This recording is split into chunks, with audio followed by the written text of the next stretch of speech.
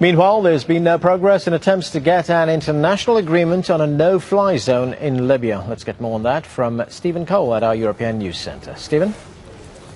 Anand, thank you. Foreign ministers of G8 meeting in Paris have failed to agree on a no-fly zone. Their final communique didn't even mention it. Barnaby Phillips is there for us. Barnaby, the Germans obviously, I heard yesterday anyway, them being very sceptical about a no-fly zone. But what did the other foreign ministers have to say first? Well, I think in the end, the French, the hosts, and the British, their close neighbours, ended up being somewhat isolated, Stephen, perhaps forlornly so. As regards the other six, the Germans, yes, the Russians, certainly, but also even the Italians, the Americans, the Canadians, varying degrees of scepticism. One thing which came through very clearly in the joint press conference, which ended about an hour or so ago, is a feeling that they still wanted clearer signals from the region and specifically from the Arab League. What they were saying, suggesting in fact, was that there was something of a contradiction between the Arab League calling for a no-fly zone and at the same time saying that it did not want foreign military interference on the ground in Libya. And I think Western leaders and of course the Russians want some clarification about where exactly the Arab League is going with that, because of course what the West fears is military escalation, and that came out very clearly. You were talking about the Germans. That came out very clearly in some remarks given a short time ago by the German Foreign Minister Guido Westerwelle. What is if a no-fly zone, if a military intervention will not work?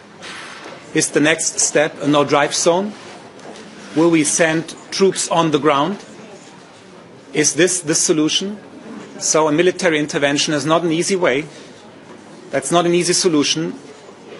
And therefore we think we should be very cautious and very careful with any military activities in the region.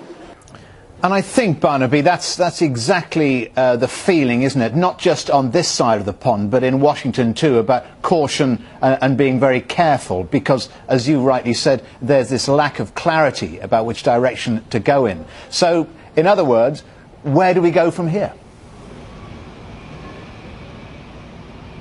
Well, I think we probably end up talking quite a lot more. A lot of emphasis in the final press conference here about going back to the UN Security Council, perhaps floating new ideas. It may be that all this discussion about a no-fly zone is reaching a dead end.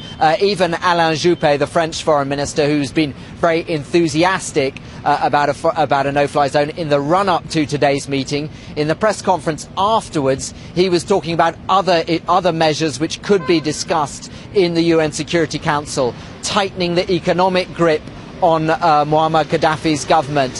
He mentioned the possibility of talking about humanitarian safe zones in Libya, perhaps a naval blockade, although that's all rather speculative at this point in time. But the point is that here in Paris we did not come out with anything tangible, certainly nothing that will give immediate relief to the Libyan opposition. As you were hearing on the ground, their situation is deteriorating fast. All right, Barnaby, we'll leave it there. Barnaby Phillips reporting live from Paris. Thank you.